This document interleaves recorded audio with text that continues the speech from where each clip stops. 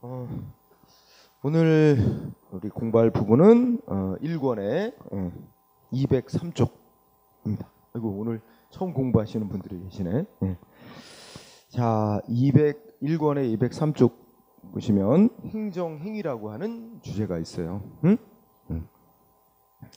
첫째, 일단 이 행정행위라는 주제가 굉장히 길어요. 이 1권의 마지막 거의 부분까지 차지하는데 이 행정행위라는 부분이 시험 문제에 아주 많이 나오는 중요한 영역이에요.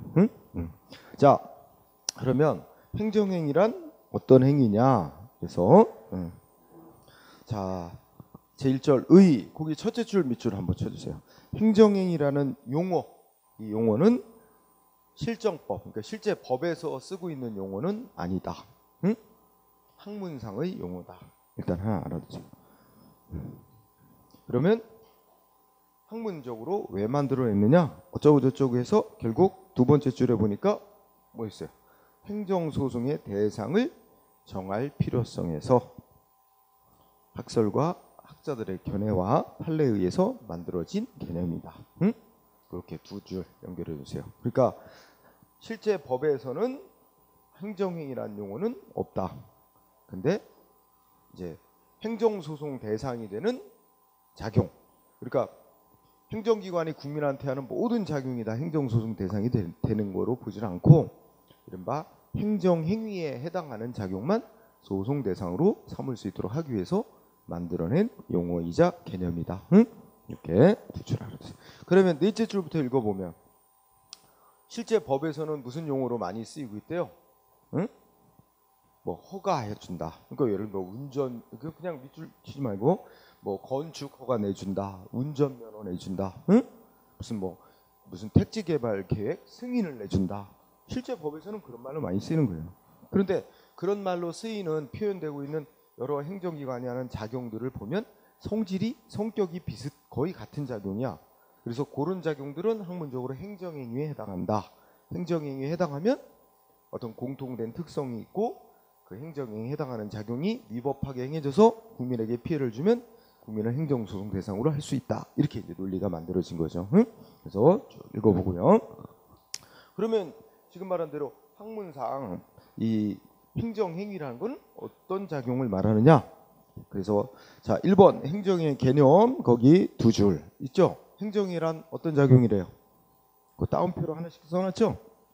행정행위란 행정청이 법 아래에서 구체적 사실에 관한 법 집행으로서 행하는 권력적 단독행위로서의 공법행위를 말한다. 하고 이게 가장 좁게 이제 정의하는 견해인데 이 견해가 통설이다 그랬죠? 그러니까 거의 학자들이 다 합의하는 견해란 뜻이에요. 대부분의 학자들이 지지하는 견해를 통설이라고 부릅니다. 자, 그래서 일단 그 따옴표 친 부분이죠? 그거 밑줄 쳐주세요. 그러면서 행정행위라고 하려면 몇 가지 요소가 다 갖춰진 행위를 행정행위라고 한다는 거죠. 그럼 몇 가지 요소는? 첫째, 누가 하는 행위여야 돼? 행정청이 하는 행위여야 된다. 그죠? 근데 여기서 행정청은 일단은 뭐라고 생각하면 그냥 행정기관이라고 생각하면 돼요. 행정기관. 근데 행정기관 중에서도 우리가 행정청이라고 하는 건 행정기관의 장이죠. 그럼 예를 들어서 인천시의 행정청은 누구겠어? 인천시장. 여기 뭐 인천시 남동구의 행정청은 누구겠어? 구청장. 뭐 이런 식이죠. 우리나라에서는 행정청이란 게 행정기관의 장을 보통 가리켜요. 그래서 장이 뭐해? 행정기관의 장이 행정에 관한 어떤 결정도 하고 그 결정된 걸 국민한테 자기 이름으로 표시도 하잖아. 이렇게 그런 결정하고 국민한테 표시할 수 있는 이 권한 갖고 있는 행정기관의 장을 행정청 또는 행정관청 이렇게 부르는 거예요. 자, 어쨌든 행정행위라고 하려면 행정청이 하는 행위, 그죠? 근데 행정청이 하는 행위 중에서 또 어떤 행위를 말해? 첫째 줄에 뭐 법 아래에서 구체적 사실에 관해 법 집행. 자, 더 줄여 공부하면 법 집행하는 행위. 현실의 구체적인 사실에 대해서 만들어져 있는 법을 집행하는 행위. 그러니까 법 집행하는 행위를 해야 돼. 두 번째 요소 법 집행하는 행위, 그죠? 그 다음에 세 번째 요소는 권력적 단독행위. 그거 밑줄쳐주세요. 권력적 단독행위. 응? 그 개념에서 응? 권력적 단독행위의 권력적이란 말은 국민보다 행정청이 우월한 힘을 가지고 우리 국민 개인들에게 법 집행하는 행위죠. 우월적 힘을 가지고 하는 행위. 권력적인 행위. 응? 권력적 단독행위 일단 몇 줄. 그 다음에 공법행위. 응? 공법행위. 자, 요런 요소를 갖추고 있어야 행정행위라고 하고, 행정행위로 인정되면 뭐가 된다 그랬어? 소송 대상이 국민이 소송 대상으로 삼을 수 있는 행위. 응? 이렇게 된 거죠. 자, 요렇게 한 다음에 요거를 다시 좀 분석을 한 거예요. 응? 그래서 하나하나 잘라서 첫째, 행정행위라고 하려면 행정청이 하는 행위여야 된다. 응? 근데 여기서 말하는 행정청이란 우리 뭐야? 행정 조직에 속해 있는 기관만 말하는 게 아니라 하는 일이 행정기관으로서의 일을 하고 그런 권한을 가지고 국민들에게 시민들에게 그 행정 권한을 행사하는 자를 행정청이라고 그런단 말이에요. 그죠? 따라서 쌍가루 1번에 동그라미 1번 보면은 쭉 읽어나가되 결국 두 번째 줄에 첫째 끝에 보면 여기서 말하는 행정청이랑 꼭 우리 뭐 정부 조직에 속해 있는 행정기관만을 말하는 게 아니라 첫째 끝에 행정 권한을 국가로부터 뭐 위임 위탁받아 수행하는 공공단체나 공무수탁 사인도 포함된다. 응? 그래서 두 번째 줄이 중요해. 공공단체나 공무수탁 사인도 행정청에 포함돼. 여기서 공무수탁 사인이란 말은 원래는 민간인이야. 민간인 개인이나 민간 기업인데 국가나 뭐 인천시로부터 무슨 행정 권한을 행사할 수 있도록 권한을 부여받아서 일반 시민들에게 행사하는 자를 공무수탁 사인이라고 그래요. 응? 그러니까 조직상으로는 행정부에 속해 있는 조직은 아니잖아. 근데 하는 기능, 일이 그 일반 시민에게 행정기관처럼 이렇게 우월한 힘을 가지고 일반 시민에게 법 집행하는 권한이 있는 자를 공무수탁 사인이라고 그런단 말이야. 그러면 이렇게 되죠. 공무수탁 사인이 그 부여받은 권한을 일반 시민에게 우월한 힘을 가지고 법 집행했지. 그러면 그것도 뭐가 될 수 있는 거야? 행정행위가 되고 그게 위법하게 행해져서 피해를 입은 국민은 소송할 수 있다는 얘기가 되는 거예요. 행정소송으로 싸울 수 있다는 얘기가 되는 거죠. 자, 어쨌든 그게 제일 포인트. 자, 거기서는 그 정도. 그 다음에 두 번째, 행정청이 하는 행위는 다 행정행위인가? 그건 아니죠. 또 몇 가지 요소를 갖추고 있어야 행정행위가 되죠. 행정행위라고 하려면 쌍가루 2번 어떤 걸 해야 돼? 현실의 구체적인 사실에 대해서 법 집행하는 행위해야 된다 이거야. 응? 그죠? 구체적인 현실 사안에 대해서 법을 집행하는 행위에 돼. 따라서 여러분 동그라미 1번에 어쩌고 저쩌고 해서 둘째 줄 끝에 밑줄 쳐주세요. 둘째 줄 끝에 행정입법이라고 그랬죠? 응? 동그라미 1번에 둘째 줄 끝에 행정입법이라는 단어 나왔죠? 이게 뭐야? 우리가 지난 시간까지 배웠던 행정기관이 법 만드는 행위죠? 응? 예를 들어 어떤 거? 대통령이 법 만들고 대통령령이라고, 국무총리도 법 만들고 장관도 법 만들어. 그죠? 그래서 이렇게 행정기관이 법 만드는 행위는 법 만드는 행위는 괄호 속의 뜻이 어떤 성격을 갖고 있어요? 일반적이면서 추상적인 성격을 갖고 있죠. 즉 모든 사람을 대상으로, 응? 그리고 어디서 어느 시간에 뭐 법에 해당하는 일을 하든 다 그 법이 적용되죠. 그런 성격을 일반적이고 추상적인 성격이라 그래. 그래서 그거 일반적이면서 추상적인 규율까지 묶어서 행정 그런 걸 만드는 작용을 행정입법이라 그러는데 행정입법은 행정행위가 아니다. 응? 응. 그래서 행정입법, 행정기관이 법 만든 것 자체는 소송 대상이 안 된다는 얘기가 되죠. 응? 자, 그거 하나 동그라미 1번에.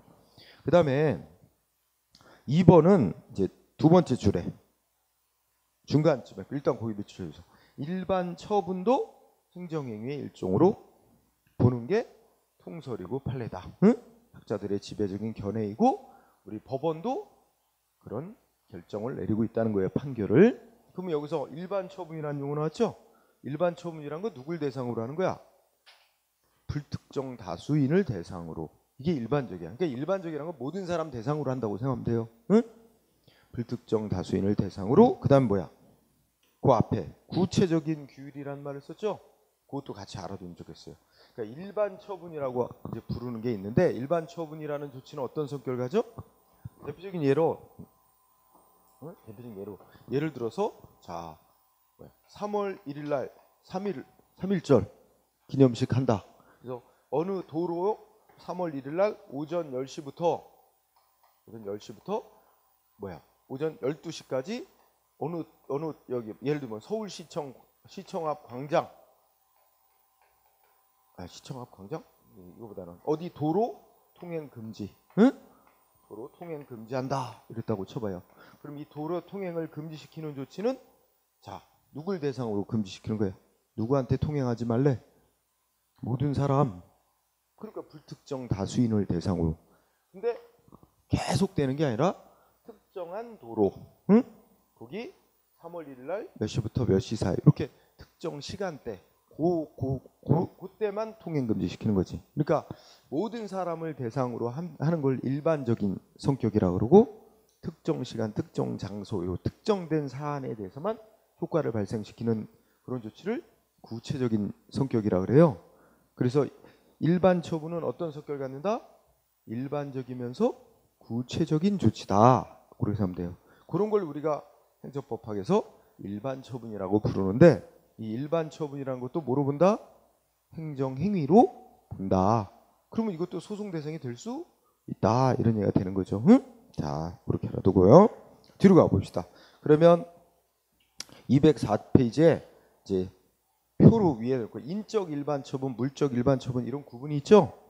그냥 설명을 하자면 인적 일반 처분은 사람에게 이제 직접 불특정 모든 사람에게 직접 어떤 조치를 하는 거고 물적 일반 처분은 물건에다가 어떤 조치를 해놔 물건의 성질을 규정해놔 그러면 그로 인해 모든 사람에게 어떤 법적 효과가 발생하는 거죠. 그래서 인적 일반 처분이라고 물적 일반 처분을 꼭 구분 안 해도 괜찮을 거예요. 근데 인적 일반 처분의 대표적인 예가 뭐 있어요? 지금 예를 든 거 있죠? 예, 첫째 끝에부터 특정한 일시, 특정 장소에서의 집회 금지 조치 또는 특정 도로 통행 금지 조치 이런 것들이 지금 말한 예 이해되죠? 일반 처분. 또 물적 일반 처분의 예로는 뭐야? 두째 주 끝에 각종 용도 지역 지구 지정. 또 뭐 도로 구역 도로로 지정한다든지 주차 금지 구역 지정 등 교통 표지판 설치. 여기 특히 주차 금지 구역 지정 같은 교통 표지판 설치를 생각해 보면 어떻게 돼요? 자, 어디는 여기는 일방 통행로로 지정해 놓는다. 그죠? 교통 표지판. 그러면 어떻게 돼? 모든 사람이 거기는 일방 통행로이기 때문에 역방향으로 진행하면 안 되잖아. 그렇죠? 그러니까 모든 사람한테 효과 발생시키는 거죠. 근데 그거는 특정 장소에 한해서만 그 도로 그 부분만 한해서만 효과 발생시키는 거 아니에요? 그러니까 이것도 근데 사람에게 여기로 통행하지 마 이거라기보다는 여기는 그런 성질의 구역이야. 도로의 일정 구역은 이런 성질의 구역이야. 물건의 성격을 규정을 해놓는 거죠. 그러면 그로 인해 모든 사람들이 통행을 일방 한 방향으로만 통행해야 되는 의무가 부여되는 거죠. 그래서 이런 것도 일반 처분 성격. 그래서 가끔 문제가 어떤 게 나와? 아주 간혹 다음 중 일반 처분의 성격을 갖는 조치가 아닌 것은 뭐 이렇게 묻기도 해. 그러면 이제 아주 쉬워. 이게 모든 사람 불특정 다수인에게 효과를 발생시키게 만드는 조치냐, 특정한 사람에게만 효과를 갖는 조치냐 이거 갖고 고르면 돼. 그럼 예를 들어서 운전면허는 일반 처분에 해당할까요? 운전면허 내주는 거?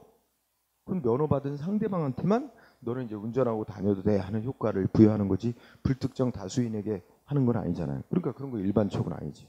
건축 허가도 허가받은 상대방에만 건축을 할 수 있도록 허용하는 거지 모든 사람에게 효과 발생시키는 건 아니잖아. 그런 거는 일반 처분이라고 부르질 않는 거죠. 그래서 여기 있는 것들은 다 불특정 다수인에게 효과를 발생시키는 거죠. 자, 이 마이크를 문화재청장이 국보 메토로 지정을 했어. 그럼 어떻게 돼? 어떤 물건을 국보로 지정하는 행위는 일반 처분일까 아닐까? 이거 국보로 지정되면요. 이게 해외 이거 못 갖고 나가요. 허락받지 않고는. 그죠? 그다음에 이거 문화재라면 팔 수도 있어 내가. 다른 사람한테 국내에 누구한테 팔 수도 있는데 사고 팔고 하면 또 다 누구한테 팔았다 이거 다 신고해야 돼. 문화재청에. 그런 의무가 모든 이 문화재로서의 그거 취급을 해야 되기 때문에 그에 따른 그 의무가 다 모든 사람에게 생기는 거야. 그러니까 이것도 일반 처분이야. 그죠? 예. 그래서 어쨌든 일반 처분은 기본적인 시각이 불특 모든 사람에게 하나의 조치로 모든 사람이 효과 발생시키는 그런 조치를 일반 처분이라고 한다. 응? 얘 나오면 대충 알 수 있겠죠? 근데 이제 정확히 말하면 일반 처분은 어떤 성격을 갖는 조치라고요? 앞에 이제 뭐라 그랬어? 일반 처분이라고 하는 조치는 우선 불특정 다수인 모든 사람에게 효과를 발생시키는 거니까 일반적이고 다만 구체적이라고 그랬죠? 특정한 장소, 특정한 물건, 특정한 시간에 한해서 뭔가 효과를 발생시키니까 구체적인 성격을 갖는다 그랬죠? 그래서 그거를 이제 일반적이면서 구체적인 성격을 갖는 조치. 응? 요것도 같이 알아도 돼. 다만 뭐 일반 처분에 해당하는 조치냐 아니냐 골라라 그럴 때는 이제 불특정 다수인에게 하냐 아니냐를 기준으로 고르면 쉬운 거예요. 응?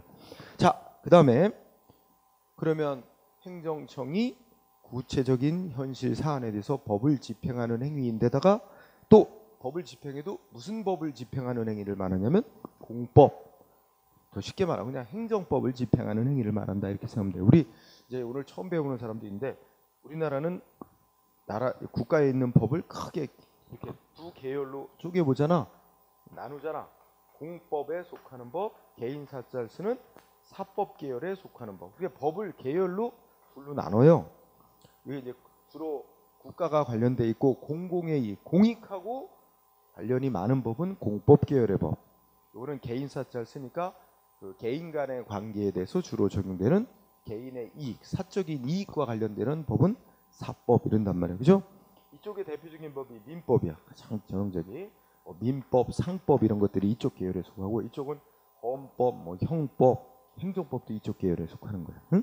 그래서 법을 딱 계열로 나눈 다음에 이쪽 계열의 법은 또 적용되는 영역이 있고 이쪽 계열의 법이 적용되는 영역이 있고 또 싸움 나면 재판하는 절차도 달라.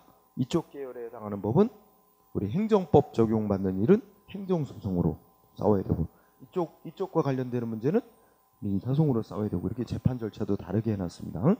자, 그거는 기본 배경이고 어쨌든 자, 공법행위라는 부분에 동그라미 1번 행정행위는 행정청이 하는 법집행행위 중에서도 공법에 근거해서 하는 행위만을 말한다.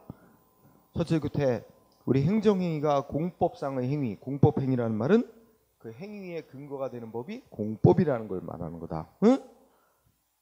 그 행위한 효과가 공법적이어야 된다는 것은 아니고 그래서 여기서 동그라미 1번의 끝에 거기를 공부하세요. 행정행위가 공법상의 행위라는 것은 행정기관이 법 집행하는 행위에 근거가 되는 법이 무슨 법? 공법 계열에 속하는 법이라는 거다. 응? 다만 효력, 그 행위를 한 효과, 행위한 효력까지 공법적이라는 걸 말하는 건 아니다.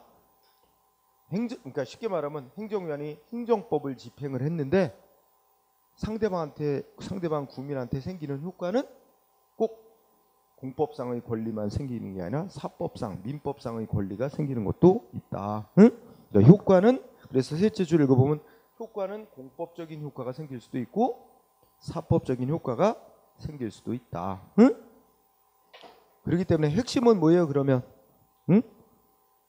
첫째 끝에부터 둘째 줄 끝에까지 공법상의 행위라는 것은 행위의 근거가 공법적이라는 거지 효과가 공법적이어야 된다는 걸 의미하는 건 아니다. 응? 요게 포인트. 응? 그러면 동그라미 2번은 뭐 당연한 거 아니겠어요? 행정기관이 행위를 하더라도 공법에 근거해서 공법을 집행하는 행위가 아니라 우리 국가도 개인과 똑같이 뭐 할 수 있어? 공무원들 컴퓨터 필요하면 뭐예요? 네, 돈 주고 컴퓨터 회사로부터 돈 주고 계약해서 컴퓨터 사들여. 그럼 개인 간에 돈 주고 컴퓨터 사는 거하고 아무 차이가 없습니다. 컴퓨터 사는 것 자체가 컴퓨터를 구입하는 것 자체가 공익 목적 달성인가? 그 컴퓨터를 사서 공무원들이 그걸 효율적으로 활용하게 해서 결국 궁극적으로는 공익 목적에 기여하려고 하는 거긴 하지만 컴퓨터를 구입하는 계약 자체는 직접 공익 목적 달성하는 건 아니잖아요. 응? 그렇기 때문에 그런 거는 개인 간의 컴퓨터 사고 파는 거하고 아무 차이 없어서 그 동그라미 2번에서 말하는 건 그래서 뭐 공무원들 사무용품을 인천시나 국가가 구입하는 계약을 맺는다든지 그죠? 국가가 갖고 있는 땅인데 뭐 별 필요 없는 땅, 놀리고 있는 땅 뭐 팔아 넘긴다든지 이런 거 다 개인 간에 사고 파는 거하고 아무 차이 없는 건 무슨 법 적용해? 국가가 하는 행위라도 다 민법 같은 거 적용하고 싸움 나면 민사소송으로 가는 거예요. 응? 그래서 그런 행위는 행정행위라고 보질 않는다. 응?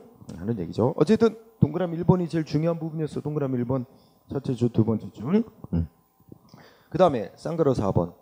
행정행위라고 하려면 지금까지 앞에서 말한 행정기관이 법 집행해서 그것도 공법, 행정법을 집행을 해서 국민의 권리 의무에 효과를 발생시키는 국민의 권리를 제한하거나 의무를 부과하거나 뭐 권리를 주거나 그래서 쌍가로 4번의 법적 행위 첫째 끝에 뭐라 했어요? 행정적 외부의 국민에게 직접 권리 의무 기타 법적 효과를 발생 변경 소멸시키는 그런 효과를 갖는 행위만 행정행위라고 해요. 응? 또 이런 거꾸로 한번 해봐. 지금 우리 아까 행정행위란 거 왜 만들어냈다 그랬어? 행정소송 대상으로 삼을 수 있는 행위 요거 정하기 위해서 만들었어. 그럼 국민이 소송하려는 건 자기의 권리를 침해하는 행위, 의무를 부과하는 행위 이런 거에 대해서 국민이 소송하겠죠? 그러니까 국민의 권리 의무에 아무 영향 안 미치는 행위는 소송 대상으로 하게 할 필요가 없잖아.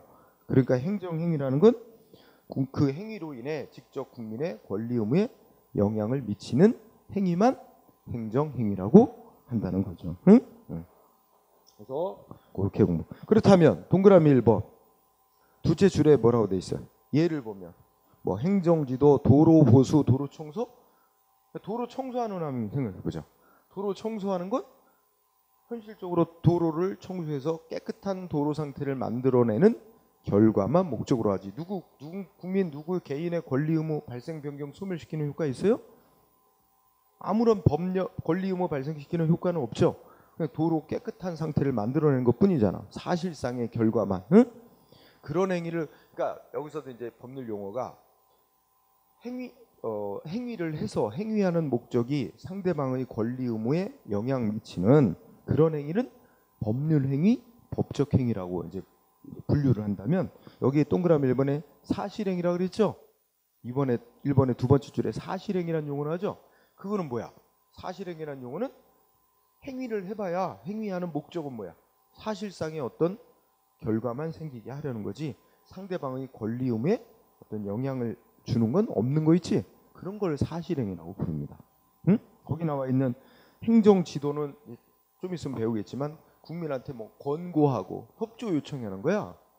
그러니까 뭐 강제로 의무 따라라 의무를 부여하는 건 아니고 이렇게 좀 협조 좀 해줬으면 좋겠다 하고 국민한테 권고만 하는 거예요. 따를지 안 따를지 알아서 자기가 개인이 결정하는 거예요.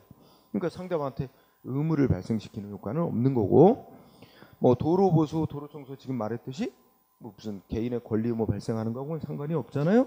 그렇죠? 따라서 동그라미 1번 무슨 말인지 알겠죠? 이런 국민의 권리 의무 발생하고는 상관없는 그런 사실행위는 행정행위로 보질 않는다. 그럼 당연히 생각하면 이게 소송 대상하고 상관이 없다는 얘기죠. 응? 응. 또 동그라미 2번 행정조직 내에서 상관이 부하 공무원을 오늘 어디로 출장 갔다 와. 응? 뭐 이런 거는 행정조직 밖에 있는 국민의 권리 의무하고는 상관이 없잖아. 조직 내부에서 이런 것도 상급기관이나 상관이 하급기관이나 부하 공무원에게 무슨 직무를 뭐 어떻게 수행해라 뭐 이렇게 지시 명령 이런 것도 행정행위 아니야. 그런 건 소송 대상이 안 되는 거예요. 응? 그 다음에 거기 동그라미 3번 쭉 읽어보세요. 첫째 줄 이런 거 다 오늘날 어떤 방식으로 행해지는 거야? 컴퓨터에 의해서 기계장치로 결정이 나옵니다. 그죠? 여기 쓰여 있는 것보다 더 쉬운 예. 여러분 생각해 보면 저기 그 무인 자동 발급기 있죠? 주민등록 등본 발급받고 이런 거 그죠? 대형 병원이나 대형 마트 가면 이런 거 현금 지급기처럼 기계 설치해 놓고 그죠? 무슨 뭐 급하게 뭐 주민등록 등본 같은 거 발급받고 싶으면 뭐 지문 인식하고 돈 1,000원 정도 내면 발급되잖아. 이런 것도 기계 장치를 통해서 행해지긴 하지만 그것도 국민의 권리 의무에 법적 효과 발생시키는 행정행위로 봅니다. 응? 그래서 그런 동그라미 3번에 있는 그런 조치를 둘째 줄에 뭐라고 부른대? 자동 기계에 의한 행정결정 이렇게 부르는 거야. 응? 그래서 동그라미 3번의 키워드는 자동 기계 장치에 의한 행정결정도 행정행위로 봅니다. 응? 이거는 옛날에는 없었던 방식이겠죠. 하지만 오늘날 과학기술 발전에 따라 그런 것도 행정행위로 본다. 행정행위로 본다는 얘기는 다 소송 대상이 될 수 있다는 얘기야. 응? 그 다음에 동그라미 4번을 볼까요? 동그라미 4번을 보면 자, 그 밑줄 치세요. 판례는 우리 대법원 얘기하는 거예요. 우리 판례는 어떠한 처분, 조금 이따 이제 처분이라는 건 조금 이따 바로 설명을 할게요. 어떤 처분의 근거나 법적인 효과가 행정 규칙에 규정되어 있다고 하더라도 일단 요거 밑줄주세요. 이 행정 규칙은 지난 시간에 공부한 건데, 그죠? 행정 규칙은 쉬운 말로 하면 행정기관이 만든 법인데 행정조직 내부의 법이야. 응? 그래서 지금 오늘 처음 공부하는 사람은 그 행정규칙이란 행정조직 내부의 법이라고 생각하면 될 거예요.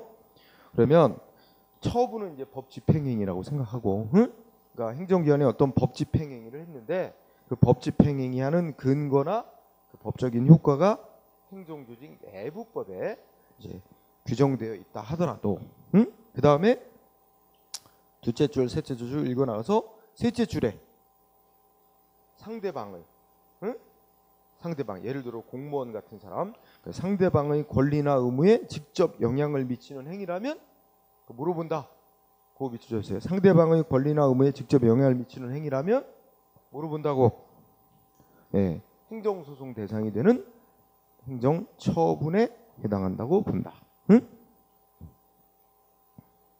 그것도 밑줄쳐주고. 응? 예. 그러고 나서 그 예가 들어져 있는데 3개 정도 예 들었어요. 응? 이 예 시험을 위해서 암기해야 될 상입니다. 매우 중요한 암기상. 응? 그래서 첫 번째 예가 뭐 있어요?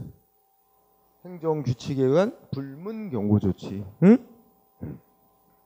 요거는 이제 공무원한테 뭐 한 거야? 장관이 경고를 한 거야. 너 뭐 이번에 잘못했는데 이번에 징계는 안 하겠다.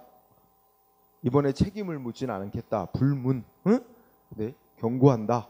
다음에 위반하면 그때는 진짜 책임을 묻겠다.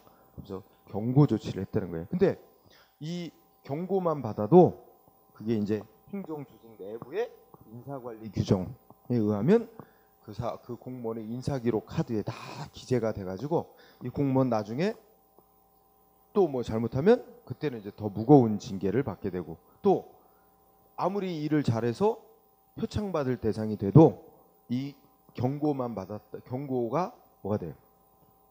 이제 상을 받을 수 없게끔 만드는 요인이 되고, 또 과거에 상을 받은 전력이 있더라도 그 다음에 이제 뭐 징계 받을 때 원래는 이런 경고를 안 받았으면 뭘 잘못해서 징계를 받을 때도 과거에 상 받은 전력이 있으면 그걸 이제 징계를 감경받을 수 있는데, 이 경고받은 사람은 감경받을 수 없게 되는 등 이 상대방 공무원에게 인사관리 규정에 의해서 불이익한 효과를 발생하게 규정이 돼 있단 말이야. 그렇다면 이 어떤 공무원에 대해서 불문 경고 조치란 걸 했어도 그 공무원에게는 상대방한테 이제 조직 내부 인사관리 규정에 의해서 법적으로 불이익한 효과를 발생시키게 돼 있기 때문에 이거는 승복 못하면 해당 공무원이 소송으로 다툴 수 있는 대상이 된다는 판결이었어요. 응? 또 두 번째 거는 건설교통부 내부 지침에 의한 항공노선에 대한 운수권 배분 처분 그랬죠.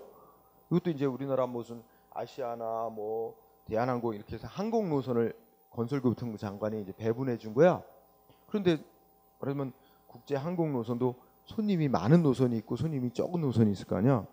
근데 어느 항공사가 손님 많은 노선은 저쪽 항공사에 주로 많이 배정해 주니까 열받는 거잖아. 응? 그죠?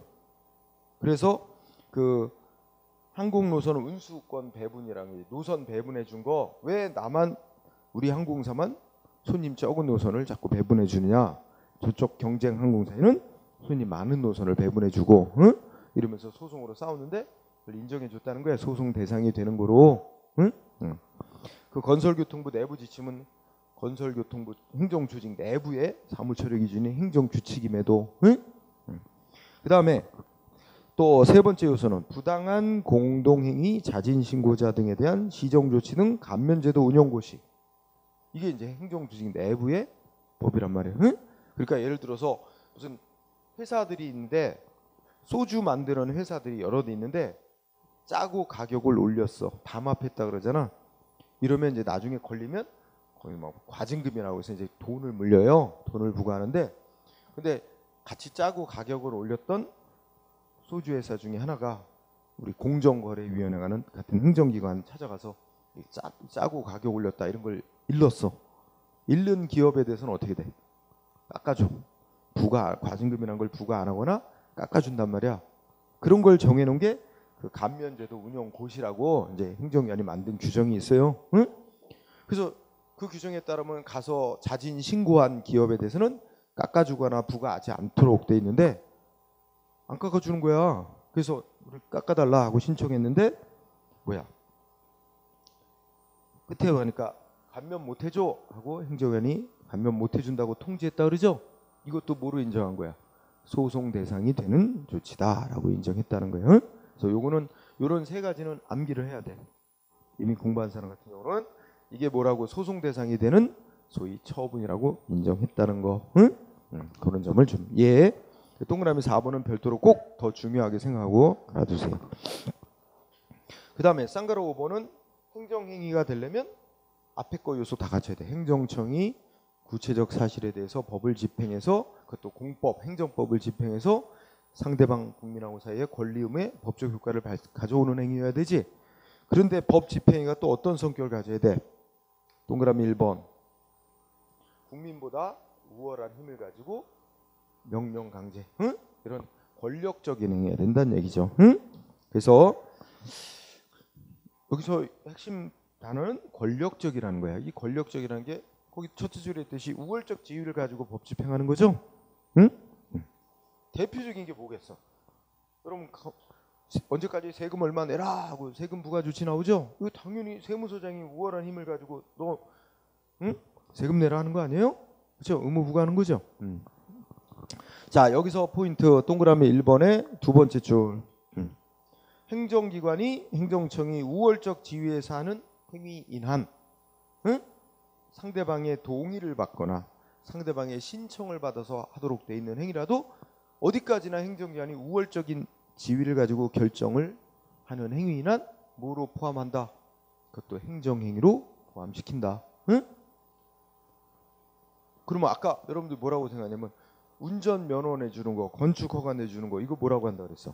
행정행위라고 한다 그랬잖아. 근데 운전면허나 건축허가를 받기 위해서 국민이 뭐 해요? 신청하잖아 행정위원회. 그럼 상대방의 신청 받아서 행정위원회 심사한 후 허가한다, 면허 내준다, 그죠?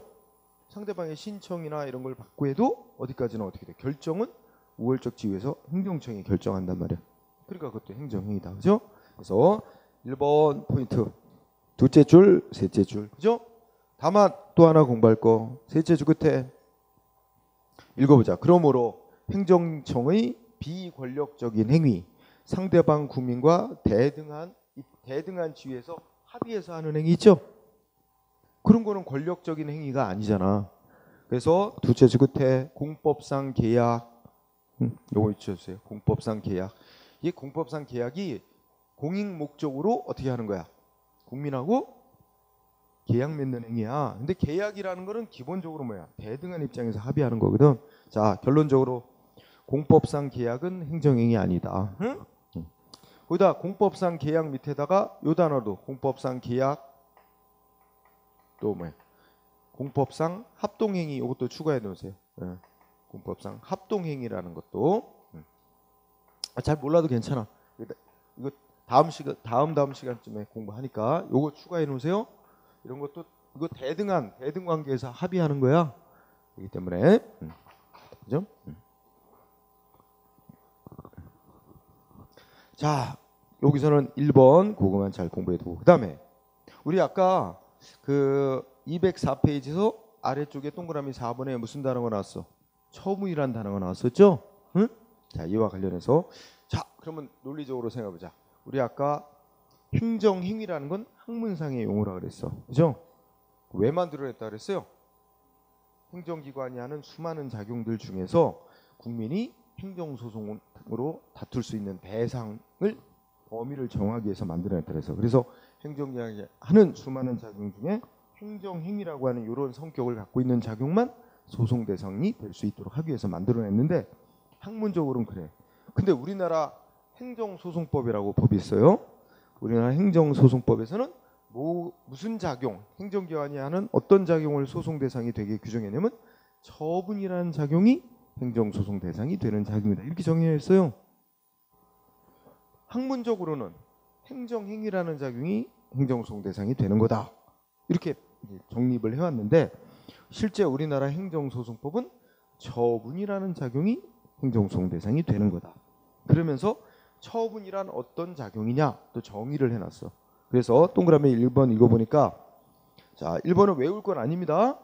동그라미 1번 읽어보니까 우리나라 행정소송법에서는 처분이라는 작용이 행정소송의 대상이 된다고 규정을 하면서 처분이란 어떤 작용이래? 둘째 줄, 셋째 줄 읽어보니까 행정청이 행하는 구체적 사실에 관한 법 집행으로서 공권력을 행사하는 조치 또는 그 거부 조치와 그 밖에 이에 준하는 행정작용, 이렇게 정의를 했어요. 그럼 어떤 생각 들어요? 아까 읽었던 학문상의 행정행위하고 같은 것 같아? 다른 것 같아? 응? 거의 같지 않나요? 앞부분에 행정청이 행하는 구체적 사실에 관한 법 집행으로서 행위, 응? 그래서 공권력을, 국민한테 공권력을 행사하거나 또는 거부하는 조치, 이거 뭐 같아? 앞에서 공부한 학문상의 행정행위하고 다를 바 없는 것 같아요. 응? 예, 하여튼 이렇게 보고, 그래가지고 동그라미 2번 보면 이제 학자들 간에 약간 견해 대립이 있다는 거예요. 응? 자, 아까 말했던 학문상 정립한 행정행위하고 행정소송법에서 소송 대상이 되는 작용이라고 정해온 처분하고 이게 조금 표현은 다르지만 사실상 똑같은 걸 규정한 거냐 아니면 조금 다르게 규정한 거냐, 요걸 갖고 약간 견해차가 있다는 거예요. 응? 자, 견해차가 있는데, 자, 핵심 두 번째 줄 그거 중요해요. 여기서 결론이야. 우리 행정소송법이 규정하고 있는 처분이라는 작용이 학문상의 행정행위보다, 강학상이란 건 학문상이란 뜻이에요. 강학상의 행정행위보다 좀 더 넓은 개념이다라고 보는 견해. 이원설이 다수야. 이원설이란 건 이제 조금 둘을 다르게 보는 견해야. 둘이 똑같다고 보는 견해는 일원설이라고 표현하는데, 어쨌든 핵심은 두 번째 줄 행정소송법상의 처분을 강학상의 행정행위보다는 넓은 개념으로 보는 이원설이 우리 다수 견해이다, 학자들의. 요게 제일 중요.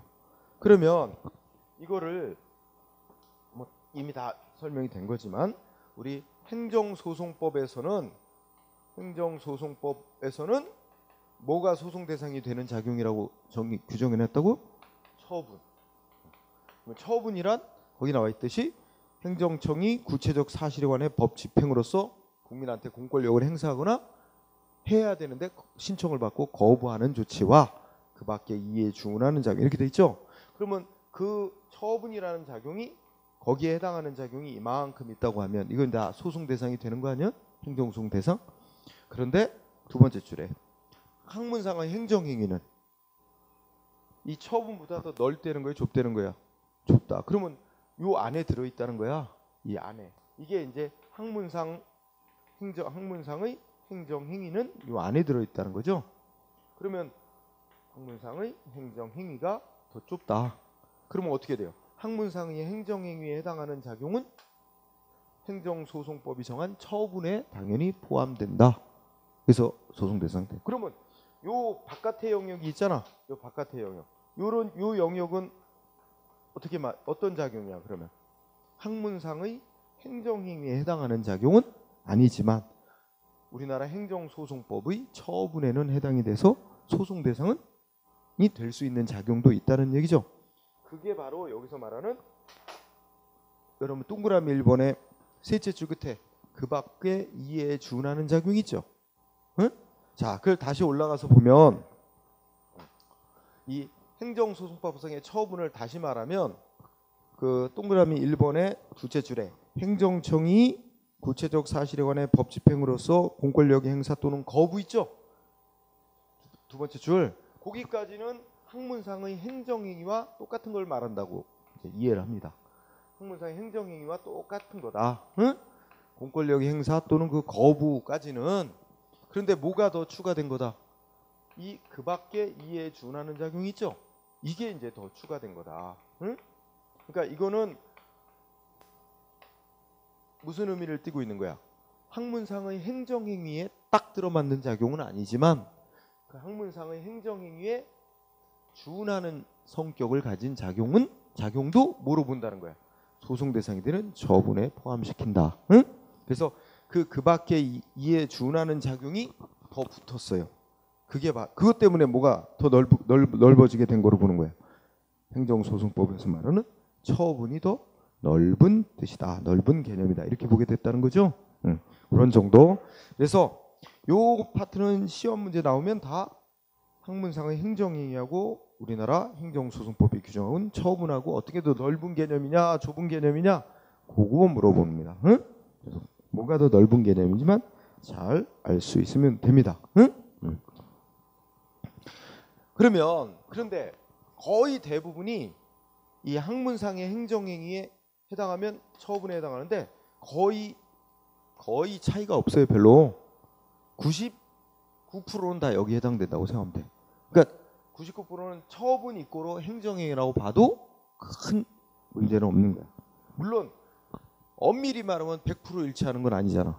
100% 일치하는 건 아니지만 99%는 거의 일치하는 것으로 봐도 돼요. 그래서 우리 이제 판결문을 보면 다 우리 행정소송법에 정한 소송 대상이 되는 처분이냐 아니냐 이걸 주로 물어보는 게 판결에서 내리게 된단 말이에요. 자, 그러면 관련해서 자 어디까지 있죠? 209페이지까지 뭐가 돼 있어? 205페이지 제목 행정행위. 판결은 다 처분이라고 합니다. 응? 행정행위 또는 처분에 해당하는 거로 인정한 사례 있죠? 이건 다 소송 대상이 될 수 있는 조치다. 행정소송 대상이 될 수 있는 조치로 인정한 것들이 있죠. 그래서 1번은 잘 시험에 안 나오고 다음 페이지 보면 자 이런 거 다 암기해야 될 상황들입니다. 그죠? 이제 어느 정도 공부하면 뭐 다 쉽게 암기되는데 2번, 3번 보면은 내북구면 지방의회에서 지방의회 의장 불신임 의결. 응? 그러면 어떻게 되는 거야? 예를 들어 인천시의회에서 요새 문제네. 인천시의회에서 2번이나 3번 같은 얘기가 되는데 3번을 예를 들까요? 인천시의회에서 어떤 인천시의원이 있는데 요새 뭐 성추행으로 걸렸어. 응? 그러니까 인천시의회에서 의원직 박탈하는 결정 내렸어. 응? 시의회에서 그 성추행한 시의원 의원직 박탈한다 하고 징계 결정 내렸어. 응? 그러면 그 징계받고 의원직 박탈당한 인천시의원 억울하다. 행정소송으로 싸울 수 있다는 거 없다는 거예요. 행정소송으로 다툴 수 있다는 거야. 자기 징계한 결정 위법이니까 뭐 무효로 해달라 취소해달라 행정소송으로 싸울 수 있는 대상으로 보는 거예요. 응? 그러면 자 그래서 2번 3번 묻고 이거 잘 나오는 거예요 시험에. 2번 3번 뭐 물어봐. 행정소송 대상이 되는 조치로 조치냐 아니냐 그거 묻는 거예요. 응? 자 그러면 여러분들이 이미 공부하는 사람도 있으니까 그러면 이 징계받거나 불신임 받은 의장이나 지방의회 의원은 누구를 상대로 소송해야 될까? 피고. 소송의 상대방이 피고야. 소송하는 자는 원고라 그러고 상대방이 되는 자를 피고라 하는데 누구를 피고로 해야 돼? 예, 2번이나 3번이나 다 지방의회를 피고로 해서 소송해야 된다는 거 이미 배운 사람 있죠? 그 다음에 4번 4번 잘 알아야 돼. 교통안전공단이 뭐 분담금 납부하라 통지한 거. 응? 그거 읽어보면 이게 국가로부터 이 분담금을 부과할 수 있는 권한을 부여받아서 이제 뭐 운전자 같은 사람에게 뭐 법이 정한 그 계산 방법에 따라 뭐 얼마씩 돈 내라고 부과하는 조치야. 응? 그래서 이거는 행정 권한을 법에 의해서 부여받아 일반 시민에게 납부하라고 의무를 발생시키는 조치이기 때문에 행정소송 대상이 되는 처분이다. 이렇게 인정한 거예요. 자, 3번, 4번 제목 위주로. 그다음에 5번. 자, 5번은 키워드 횡단보도 설치 이렇게 짧게 기억해요. 응? 자, 인천지방경찰청장이 어느 도로에다 횡단보도를 설치했대. 응? 그러면 횡단보도 설치에 대해서 반발하는 자가 있을 수 있다. 어떤 사람이 반발할까요? 횡단보도 설치하면. 응? 아마 지하상가 주민이 소송한 것 같아. 이제 그 횡단보도가 없을 때는 다 지하로 길 건너가잖아. 그럼 이제 지하상가 운영하던 상인들은 사람들이 왕래가 많아지니까 그래도 장사가 됐는데, 응? 지상에다가 도로에다 횡단보도 설치해 놓으면 사람들이 지하로 잘 안 다니잖아요. 그러니까 손님이 확 줄지.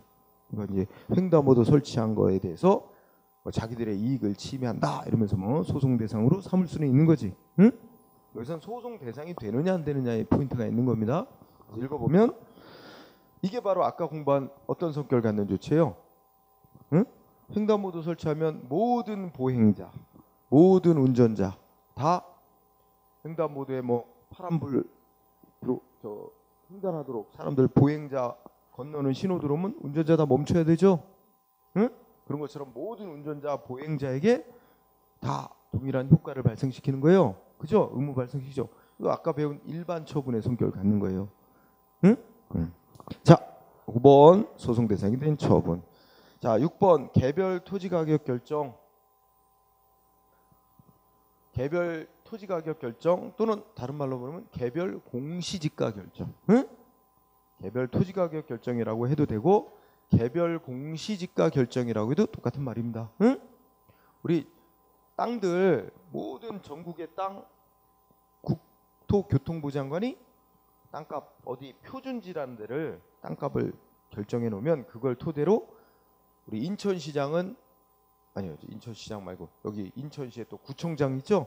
구청자들은 구청 관할구역 내에 있는 땅값들 또 구청장이 다 결정해요. 그거를 개별 공시지가 결정한다 그래요. 개별 공시가 결정을 시군구청장이 결정을 해놓으면 이거는 뭐예요? 그 세금 내야 될 의무 등 각종 그 땅 주인의 여러 가지 권리 의무에 직접 영향을 미치게 됩니다. 소송 대상이 되는 처분. 자, 이런 식으로 토지거래 허가구역 지정, 청소년 유해 매체물 결정 고시, 그죠? 다 소송 대상 쓰이는 겁니다. 소송 대상으로 시험 문제 잘 나. 여기도 8번도 청소년 유해 매체물이라고 결정 고시하는 행위는 우리 아까 배운 읽어보면 뭐예요? 모든 불특정 다수인에게 청소년에게 판매, 대여 이런 거 다 금지하는 의무 부과하는 조치죠. 일반 처분의 성격을 갖는 거예요. 응?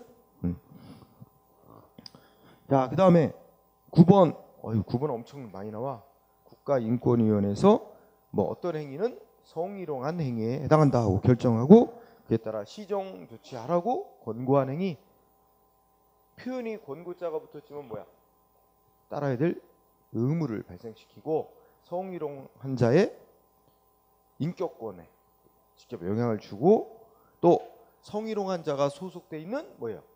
그 조직에 그 전 직원 대상으로 막 의무적으로 예방 교육 실시해야 되고 이런 의무가 발생시키는 조치이기 때문에 행정소송 대상이 될 수 있는 조치다라는 게 판결이에요. 응?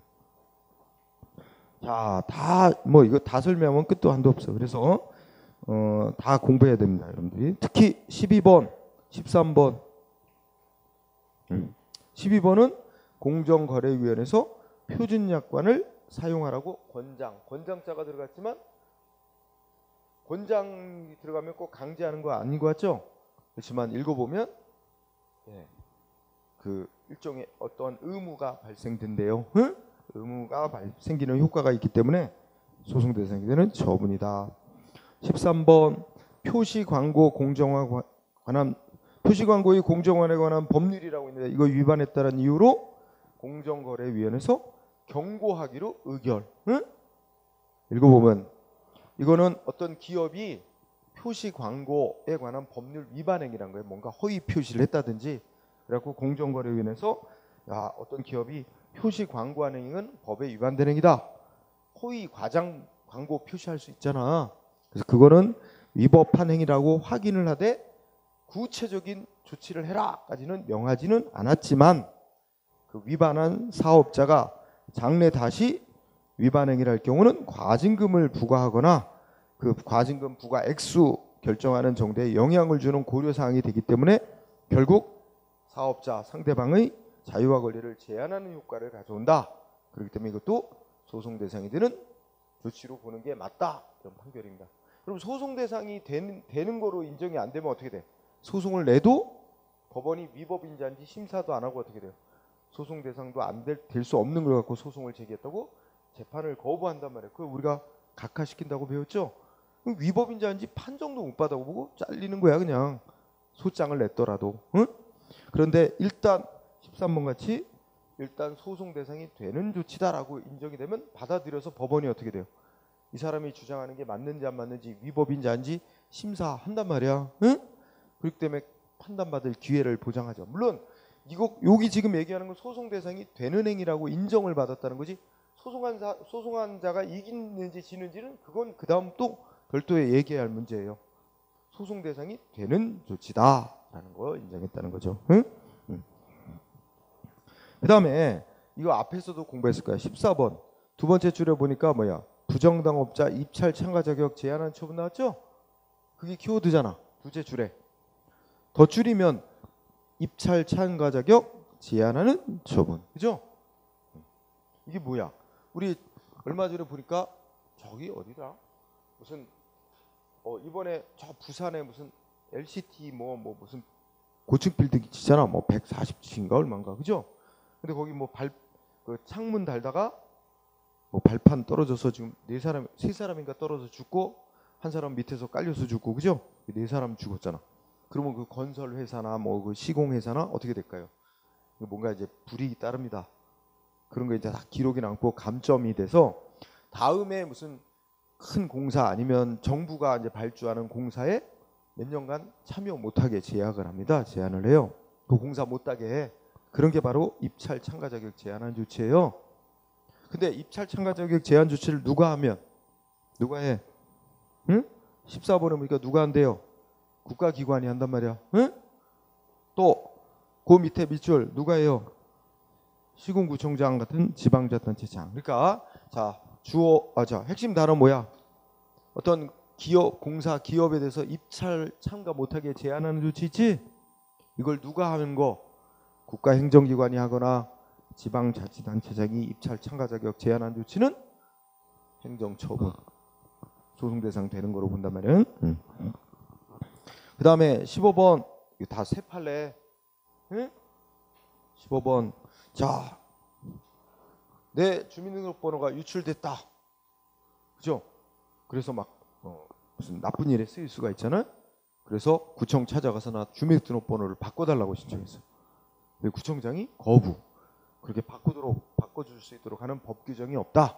거부했는데 소송까지 벌였어. 어떤 사람. 왜냐면 태어나서 주민등록번호 한번 부여받으면 죽을 때까지 그 번호로 살아야 되는 게 우리나라였잖아. 그죠? 근데 그러면 그 주민등록번호가 이미 유출이 돼서 뭐 중국에 있는 어떤 놈이 그 주민등록번호하고 나쁜 일 벌이고 그죠? 그럼 계속 피해가 되게 있게 되잖아. 그래서 구청장이 주민등록번호 변경하고 싶다고 변경해달라는 신청을 받고 거부한 행위에 대해서 소송을 냈더니 법원이 뭐라 그랬다는 거야. 그거 읽어보자. 이거 새 판례로서 피해자의 의사와 무관하게 주민등록번호가 유출된 경우는 조리상 성문 법에는 명시돼 있지는 않지만 우리 조리라는 게 불문의 법안이에요. 그죠? 처음 배우는 사람은 잘 모를 수 있어. 그제? 이게 이제 조리라는 문장으로 돼 있지는 않지만 법으로 인정되는 원칙 같은 게 있어요. 이게 조리상 우리 국민은 무슨 권리가 있대? 주민등록번호를 변경해달라고 요구할 수 있는 신청권이 인정된다. 따라서 신청권이 인정되는 사람이 신청을 했는데 거부하는 것은 소송 대상이 되는 거부 처분이다. 이거 이번 4월 시험에 반드시 나올 겁니다. 응? 아직 한 번도 안 나왔어요. 왜냐면 작년도에 최근 새로 나온 판결이기 때문에 아주 중시해야 됩니다. 그다음에 16번도 아주 중시해야 돼. 제목이 뭐야? 산업단지 관리공단이라는 곳에서 그 산업단지로 어디를 조성해 놓잖아. 그러면 이제 어떤 기업이 거기에 이제 그 단지에 공장 짓고 입주하기로 계약을 맺었는데 그 입주 계약을 어떻게 했대? 산업단지 공단이 관리공단이 계약을 취소하는 조치 있잖아. 그죠? 그래서 그 내용은 다 써놨어. 그죠? 그래서 산업단지 관리공단이 그 산업단지에 입주할 기업체하고 계약을 맺었다가 입주 계약을 맺었다가 취소한 행위는 소송 대상이 되는 처분이다. 이거 다 시험에 나올 가능성이 매우 높은 겁니다. 꼭 알아두고 이번엔 반대로 소송 대상이 되는 행정행위 내지 처분이 아니다. 소송을 냈지만 법원으로부터 대상도 안 된다 해서 각하. 그래서 거부된 사건들이죠. 그래서 1번은 그냥 읽어봐. 셋째 줄에 보니까 상급 행정조직 내에서 상급 행정기관이 하급 행정기관에 대해서 무슨 업무에 관해 승인을 내주거나 조직 내부에서 하급기관의 승인, 동의, 지시 내리고 이런 거는 행정기관 상호 간의 행위지는 조직 내부 행위로서 이건 행정기관 밖에 있는 일반 국민의 권리 의무에 직접 영향을 미치는 조치는 아니기 때문에 소송 대상이 되는 처분은 아니다. 그 다음에 두째 줄 2번은 두째 줄 밑줄 뭐예요? 경계 측량 및 표지 설치. 이거 밑줄 치세요. 그러니까 국립공원의 경계, 그러니까 어디까지가 국립공원인지 그거 경계를 측량하고 표지판 설치해 놓은 행위. 이게 문장의 주어야. 국립공원의 경계를 측량하고 표지판 설치한 건 행정이 처분이 아니다. 자, 다음 페이지 다 시험에 나오네요. 자, 3번도 잘 나오고 이거 다 설명할 수는 없어. 다 설명할 수는 없고. 자, 여러분들 잘 이거 다 체크하고 공부해둬야 돼. 암기 209쪽에 가서 두 개만 공부할게요. 13번, 14번. 자, 13번 뭐야? 공정거래위원회 고발 조치. 그죠? 그러니까 공정거래위원회가 어떤 기업이 법 위반 행위를 했으니 이 재판을 해서 처벌받게 해달라고 검찰에 고발하는 조치야. 근데 공정거래위원회는 행정위원회 검찰이라는 조직 기관에 어떤 기업체를 고발했다는 것만 가지고는 아직 그 기업체의 권리 의무에 아직 어떤 효과가 발생한 건 없다. 그래서 이 고발 조치를 갖고는 아직은 소송 대상으로 삼을 수 없다는 판결입니다. 여러분 아까 앞에 공정거래위원회가 한 조치 두 개 더 있었지. 뭐 있었어요? 공정거래위원회에서 뭐 있었어요? 자, 표준약관 사용하라고 권장하는 행위하고, 그지? 207쪽에 있었잖아요. 공정거래위원회에서 표준약관 사용하라고 권장하는 행위. 또 13번 표시광고 뭐 공정화에 관한 법률 위반했던 이유로 경고 의결한 거, 그죠? 요거는 소송 대상이 되는 조치로 봤죠. 그러나 여기 13번의 고발 조치는 소송 대상이 되는 성격의 행위로 안 봤다는 거죠. 그런 걸 잘 구별해서 암기하는 게 필요합니다. 그 다음에 14번 보면 뭐라 그랬어? 거기도 입찰 참가 자격을 제한한 조치가 나오죠. 어떤 기업은 우리가 하는 공사에 너는 참가 못해 몇 년간 입찰 참가 자격 제한하는데 누가 하냐에 따라 성질이 달라요. 여기는 누가 해? 14번은 공기업 준정부기관이래. 그 예를 들면 무슨 한국 도시공 뭐 무슨 이런 거 있잖아. 한국토지공사 이런 것처럼 무슨 공사공단. 그래서 예를 들면 동그라미 1번은 한국전력공사, 또 동그라미 뭐 수도권 매립지관리공사, 뭐 3번 4번 뭐 한국철도시설공단 이렇게 우리 이런 일종의 이런 데가 공기업이잖아. 그죠? 그런데 얘네는 이런 입찰 참가 자격 제한하는 조치를 어떤 특정 기업에 하는데 그 특정 기업에 해도 이거는 법적으로 국가 등으로부터 이렇게 공권력 행사하는 권한을 부여받아서 하는 게 아니야. 그런 권한이 주어지질 않았어. 그러면 우리 일반 사기업들 간에도 민간 기업이 있는데 민간 기업 대기업이 어떤 중소기업이 공사를 따겠다고 하니까 야 니네는 예전에 우리가 공사를 줬더니 뭐 엉터리로 공사했잖아. 니네는 우리가 하는 공사에 몇 년간 참가할 자격 안 줘. 이건 민간 기업 간에 하는 조치와 똑같다고 본 거예요. 법적으로 공권력을 행사하도록 하는 권한을 부여받아서 하는 게 아니라는 거예요. 응? 그래서 이거는 사법상의 통지 행위에 불과하다. 그죠? 그리고 이거는 만약에 그 공사에 참여할 수 있는 자격을 제한받은 상대방 업자는 이거 억울하다고 소송으로 싸우려면 무슨 소송으로 싸워야 돼? 민사소송으로 싸워야 되는 거예요. 근데 앞에 국가행정기관, 지방자치단체 장이 어떤 기업에 대해서 입찰 참가 자격 제한한 조치 억울하다 상대방이 싸우려면 그건 행정소송으로 싸우는 거고, 그죠? 성격에 따라서 그렇게 달라지는 거죠. 그래서 이런 거를 잘 구별을 해서 공부를 해야 됩니다. 응? 자, 그 다음에 209쪽에 행정의 특성은 굳이 한 번 정도 읽고 지나가면 됩니다. 굳이 여기서 꼭 외쳐치고 안 해도 어차피 다음 시간에 공부하게 됩니다. 응? 그래서 거기까지 하고 또 하나 제2절 행정행위의 종류라는 항목이 있죠. 그러면 우리가 조금 아까 학문상 정의한 행정행위를 이렇게 나눠보고 저렇게 나눠보고 하는 거예요. 간단히 봅시다. 여기서는 일단 그 상대방에 대한 효과 부분 두 번째 거 외울 필요 없어요. 응? 자, 행정기관이 법을 집행해서 국민보다 우월한 힘을 가지고 법을 집행해서 행정법을 집행해서 국민한테 어떤 효과를 발생시켰는데 국민에게 불이익 주는 효과를 갖는 조치를 침익적 행정이 또는 부담적 행정이라고 부릅니다. 이거 뭐 믿지 않아도 너무 당연한 거 아니에요? 다만 침익적이란 말은 쉽게 이해되죠. 근데 이제 같은 말로 쓰이는 게 부담적 행정이 그런 말로 쓰일 때가 있어요. 응? 그 다음에 국민한테 이익 주는 행위는 수익적 행정이 이렇게 부르고, 그죠? 또 하나는 복효적, 그건 뭐야? 행정이 하나의 법 집행 행위를 했는데 한쪽 사람에게는 이익 주고 그게 동시에 다른 사람한테는 불이익이 생기는 이런 두 가지 효과가 같이 발생되는 행위를 복효적인 행정이 이렇게 부릅니다. 응? 한자 말이죠. 다 중복된 효과가 생긴다는 말이에요. 그죠? 대표적으로 여러분 살고 있는 동네에 무슨 매연 내뿜는 공장 설치 허가를 신청받아가지고 행정위원회 내주면 어떻게 돼요? 그 공장 설치 허가 받은 사람한테는 이익 주는 거죠. 하지만 그 동네 주민한테는 동시에 불이익이 생기는 겁니다. 그죠? 복효적 행정. 요새 이런 거 많이 생겨서 불이익 받는 사람들이 저 사람한테 이익 준 조치 공장 설치 허가 내준 거 위법이다. 우리의 이익을 침해한다. 소송으로 싸우는 일 엄청 많습니다. 복효적 행정이.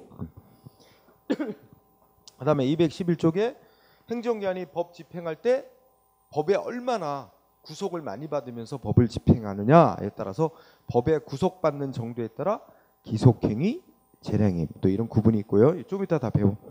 그 다음에 행위의 중점 대상에 따라서 대인적인 행위, 대물적 행위, 혼합적인 이런 구분도 있어요. 자, 그러면 대인적 행위라는 거, 대인적이란 말은 그 상대방 국민의 자격, 신분, 능력, 사람 보고 하는 거예요. 사람의 자격, 능력 따져보고 허가 내주고 면허 내주고 그런 거 있죠. 예를 들어서 공무원 임명하는 건 뭐 보고 내주는 거야? 공무원 임명하는 건 그 임명받을 자의 자격, 능력 보고 하는 거죠. 그런 건 대인적 행위, 그렇죠? 그럼 어떤 A라는 사람의 자격, 능력 보고 그 사람한테 공무원 자격 줬다, 공무원 임명했어. 공무원 임명하면 그 공무원 임명에 따르는 효과, 공무원으로서의 신분, 공무원으로서의 자격, 권리와 의무, 공무원으로서의 신분은 다른 사람에게 승계, 상속 같은 거 될까요? 공무원 신분지 사고 팔 수 있고 뭐 상속되고 그래요? 그 될 수가 없죠. 성격이 오로지 공무원 임명받은 상대방 본인의 자격, 능력 그거 보고 한 거기 때문에, 그죠? 그래서 이 대인적 행위, 대물적 행위 이거 나누는 이유는 그 부여받은 효과가 다른 사람에게 상속되고 사고팔고 해서 효과가 다른 사람에게 넘어갈 수 있고 이런 거가 아니냐 그거 판별하기 위해서 나누는 거예요. 응? 그죠? 대인적 행위는 거의 두 번째처럼 운전면허, 의사면허 두 번째 저 끝에 뭐라 그랬어요? 그 효과는 오로지 상대방 본인에게만 인정되는 거예요. 그걸 뭐라 그래? 일신전속적인 성격이라 그래. 한자말로 오로지 상대방 본인에게만 그 효과가 인정되는 거야. 따라서 상속되고 사고팔고 한다고 그런 게 될 수가 없는 거예요. 운전면허 따서 사고팔수 할 수 있어요? 안 되지. 오로지 본인만 운전면허 받은 효과가 있는 거지. 그죠? 반면에 대물적 행위라는 거는 사람 안 보는 거예요, 상대방. 응? 법이 허용하는 지역이냐, 법에서 허용되는 지역이냐, 법이 요구하고 있는 시설을 다 갖췄느냐, 이런 거 보고 허가하고 면허내주고 이런 조치를 대물적 행위라고 합니다. 응? 자, 우리 문제 중에 이제 그런 거 나오는데, 주유소 영업 허가 내주는 거 있죠? 이거 뭐 보고 내줘? 주유소 허가 받으는 사람의 신분, 자격, 능력, 이거 안 따집니다. 그게 주유소가 허가될 수 있는 지역이냐, 그리고 법이 요구하는 시설, 뭐 땅 밑에 저장 장치 다 제대로 갖췄느냐, 뭐 이런 요건을 보고 허가 내주는 겁니다. 응? 그리고 물건, 시설 보고 내주는 거죠. 그럼 주유소 허가 받은 사람은 어떻게 할 수 있어? 자기가 허가 받아 영업하다가 주유소를 딴 사람한테 팔아넘길 수 있어요. 그럼 팔아넘기면 주유소 허가 받은 효과도 넘어가요. 그러니까 주유소 인수한 사람은 따로 허가 받을 필요는 없어요. 왜냐면 그 장소에서 그 시설 요건 구비한 채로 영업하는 것 이미 허용된 거니까. 다만 그걸 인수받는 사람은 요 앞에서 공부했지만 뭐 하면 돼? 내가 그걸 인수했고 허가받은 자의 지위를 이어받겠다라고 행정위원회 뭐 하는 거예요? 지위 승계 신고라고 신고만 하면 돼요. 그죠? 그러면 허가받은 자의 지위는 그대로 이어가는 거죠. 그래서 개인적 행위냐 대물적 행위는 결국 그거야. 그 허가니 면허받은 효과가 승계될 수 있느냐, 타인에게 효과가 이전되고 상속될 수 있느냐, 이거 알아보기 위한 거고, 혼합적인 건 사람 뭐 인허가 내줄 때 허가 내주고 할 때 뭐 보고 해주는 거야? 사람 그 상대방의 자격, 능력, 신분 이것도 보고 시설 요건 구비했느냐, 이 두 가지 다 갖춰야만 인허가 되는 거. 그런 거를 혼합적 행위라고 그래. 아무래도 까다롭죠. 응? 그래서 그런 정도 보면 됩니다. 나머지는 뭐 요식행위, 불요식행위 뭐겠어요? 응? 행정기관이 국민한테 법 집행할 때 반드시 문서에다가 뭐 일정한 기재사항 반드시 기재해서 일정한 형식을 갖춰서 하도록 돼 있는 행위를 요식행위. 뭐 별 형식 상관 안 하고 자유롭게 방식으로 하도록 돼 있는 행위를 불요식행위. 근데 우리가 상식적으로 대부분 법은 행정기관이 뭔 조치를 국민한테 할 때는 대부분 다 어떻게 하게 돼 있어요? 원칙이 다 문서에 일정한 사항 기재한 형식으로 하도록 거의 대부분 국민하고 사이 명확하게 하기 위해서 요식행위로 되어 있습니다. 그 다음에 상대방의 동의를 얻어서 해야 되느냐, 상대방의 동의나 신청이 있어야 되느냐에 따라서 상대방의 동의 신청을 받아서 하는 행위를 쌍방적 행정행위 이런 말을 부릅니다. 근데 상대방의 동의 신청 필요 없고 행정기관이 일방적으로 알아서 하는 행위를 단독적 행정행위. 쉬워 이런 거. 그냥 용어만 알아두냐. 그런 말이 나올 때 어떤 의미인가 알아두기 위해서. 야, 세금 부과는 어떤 거야? 세금 부과하는 조치는 일방적이고 단독적이죠. 누가 지한테 세금 부과해달라고 신청하겠습니까? 누가 동의하겠습니까? 그죠? 그 다음에 마지막으로 적극적 행위, 소극적 행위 이런 말도 있죠. 외울 필요는 없고, 적극적 행위라는 건 기존의 상태의 변동을 발생시키는 행위를 적극적 행위라고 합니다. 그러니까 일단 운전면허 따기 전에는 법에 의해서 운전 못하게 금지돼 있죠. 그럼 내가 운전면허가 없는 상태에서 운전을 못하는 상태에 있었는데 내가 신청을 해서 합격을 했고 경찰이 운전면허 내주죠. 그러면 법적으로 바뀐 거야. 이제 너는 운전해서는 안 되는 금지 의무 없어졌다. 너는 운전해도 된다. 법적 상태가 변동이 일어났죠. 이렇게 그럼 운전면허 해주는 건 기존에 운전 못하던 상태에서 운전할 수 있는 상태로 변경을 해주는 거니까 적극적 행위라고 이렇게 표현하기도 하고. 근데 면허 신청을 받고 너는 요건 구비가 안 됐으니까 운전면허 거부한다. 그러면 아무것도 법적으로 기존의 상태에서 바뀐 게 없습니다. 운전 못하는 상태 계속되고 있는 거죠. 이렇게 기존 상태에 아무런 변동을 안 가져오는 행위를 소극적 행위 이렇게 또 표현하기도 한다는 거예요. 이 중에서 이제 여기 중에서 210페이지에 있는 맨 아래 복효적 행정이 있죠. 요거는 좀 오늘날 중시되기 때문에 별도로 한번 또 공부를 다음 페이지에 이어서 하고, 그 다음에 또 오른쪽에 가면 기속행위, 재량행위 이런 거 있죠. 행정기관이 즉 공무원이 법에 얼마나 구속을 받으면서 집행행위를 해야 되는지에 따른 기속행위, 재량행위 요게 이제 또 중요한 논의라서 그 다음 얘기가 이제 그렇게 진행이 됩니다. 자, 여기까지 하고 쉬는 시간을 가지고 이어가도록 하겠습니다. 자, 쉬죠. 10분 쉬도록 하겠습니다.